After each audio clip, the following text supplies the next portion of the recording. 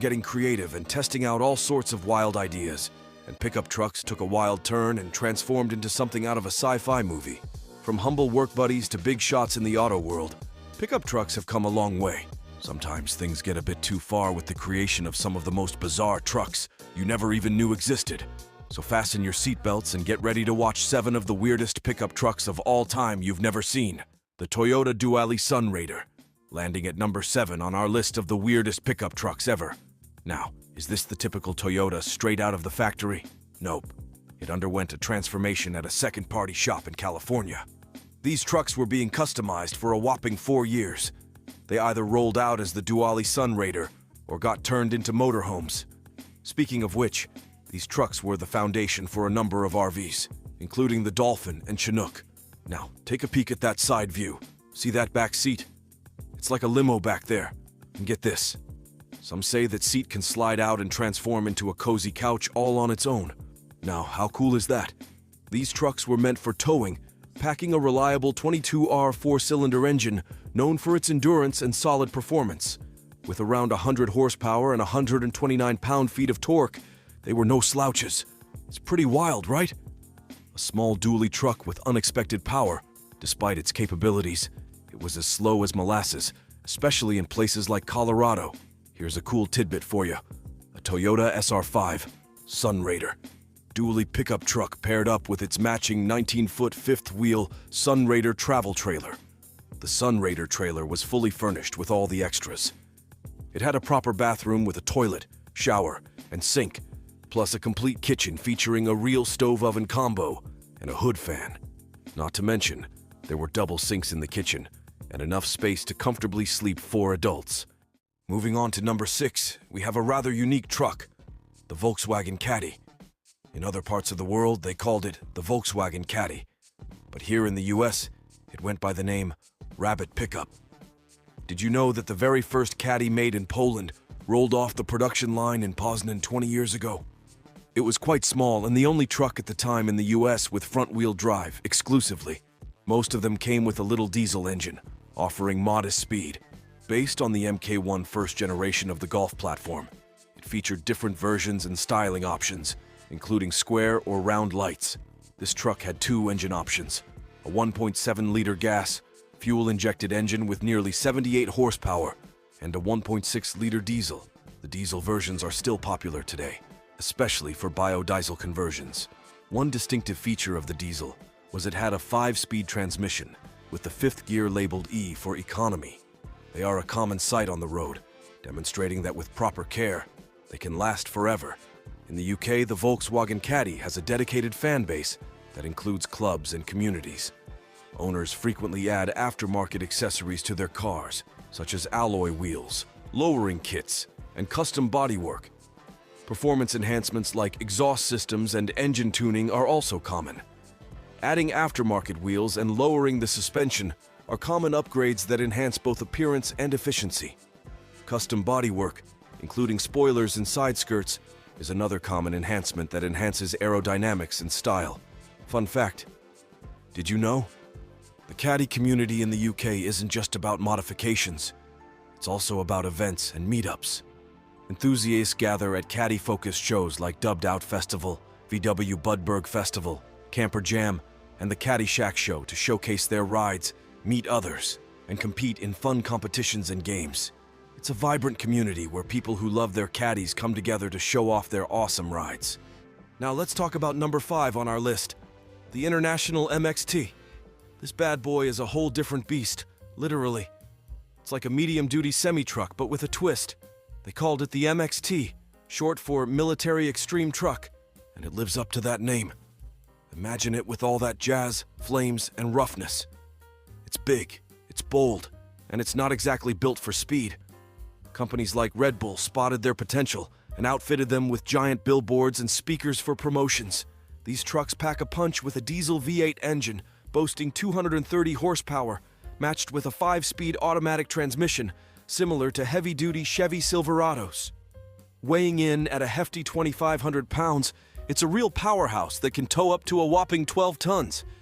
Do you spot these trucks often on the road? Nope. They don't roam the streets often. They're not cheap. with a starting price of around $80,000. Plus, customization can easily push that price over $100,000. Now, before we move on to the next pickup truck on our list, don't forget to hit that subscribe button and ring the notification bell. We're loving these crazy trucks we've been showcasing. At number 4, let's talk about a head-turner, the Dodge Dakota convertible. This ride existed in a few versions, but it was short-lived. The V8, maybe even considering the Shelby edition in 1989, wasn't exactly the wisest choice, even though there was some speed to the Shelby version. It's like someone couldn't decide between a Jeep and a pickup truck, so they mashed them together. The base engine was a 3.7L V6, but even the 4.7L V8 guzzled fuel and felt sluggish. With a weight rating of 60 pounds, it falls under the Class 2 light-duty, or half-ton, pickup category. The Dakota fell somewhere in between the smaller Ford Ranger and Chevrolet S10 trucks, but it was smaller than Dodge's own full-sized Ram pickups.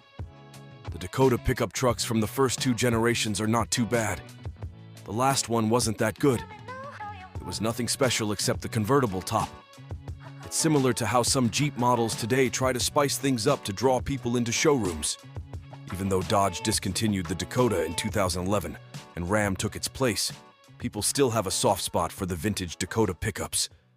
At number 3, we have an underappreciated classic, the Lincoln Blackwood. It's one of Ford's least successful vehicles ever. It's basically an F-150 with some extra flair, like that split tailgate that opens outward like barn doors. Ever wonder what's inside that tailgate? Inside that tailgate was a fully carpeted bed, perfect for storing baseball bats or golf clubs, and ideal for golf enthusiasts. Its aquatic theme made it suitable for yacht owners. Its cost was almost double that of a comparable F-150. At $52,000, the standard, Blackwood is equipped with a 5.4-liter V8 engine that produces 300 horsepower. It only powers the rear wheels. The interior was luxurious, but the bed was pretty much useless for practical purposes. It could only tow in 2-wheel drive, and there was no all-wheel or 4-wheel drive option. Sales were dismal, making it one of Ford's lowest-selling vehicles. Ford later released a less polarizing version without the expensive bed, but it still faced issues, including a lawsuit with the bed supplier, Magna Steyr. We're on to number 2 now. It's the Chevy SSR, built with a beefy 6L V8 engine. The engine produced 390 horsepower. The Chevy SSR originally retailed for about $42,000, and if you wanted the higher trim, the price could reach $50,000. The Chevy SSR had that retro vibe and sounded great. It's got that cool retro style, but it had its fair share of issues. Why was the Chevy SSR truck a failure? First off, it was expensive. And then, there's that retractable hardtop roof that folded into the space between the seats and the bed. The bed was pretty small and, once again, not very practical with those wooden slats in the bed, but they sure looked cool. However, its frame lacked stiffness, which caused some twisting when you applied all that force to the back wheels. It performed okay in a straight line, but poorly in turns. Towards the end, they offered a manual option with the larger engine, but overall it's a bit of a mixed bag. Some see it as a potential project, but it could also turn into a nightmare. On our list, the Mazda rotary truck comes in at number 1. In the world of modern trucks, which seem to get bigger and taller every year, it's quite surprising to come across reminders of how trucks used to be. Look at this meticulously maintained 1975 Mazda rotary engine pickup. This pristine truck serves as a clear reminder of the amazing advancements in trucks and gasoline engines throughout the years. Let us explore the past of the Mazda Repu. Trucks like the Chevy Love, Ford Courier, Toyota Pickup, and Datsun 720 ruled the highways in the 1970s. Regular people, farmers, and contractors all preferred these trucks. However, they required a cheap pickup car without any gimmicks, like electric windows or locks. Simple, practical vehicles were popular in that era, and the 1975 Mazda Repu is the ideal example. These were unusually small trucks with surprisingly powerful 110 horsepower twin-rotor engines. They were strong and lightweight, but they also had drawbacks like low torque and oil consumption. With its quick pace, the Mazda rotary truck was a lot of fun to drive, despite its small size. Compared to normal Mazda trucks and Ford Couriers, it is a separate platform. It's a distinctive and enjoyable truck to rebuild with its unique engine, despite the somewhat small cockpit.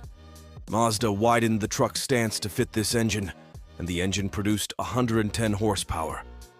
Despite its modest horsepower, this pickup had impressive acceleration. Its secret? A feather-light weight of just 2,800 pounds and an engine that revved up to 7,000 RPM. Its speed was really impressive, and we were able to go from 0 to 60 in just 8.9 seconds. Its payload capacity was 1,350 pounds.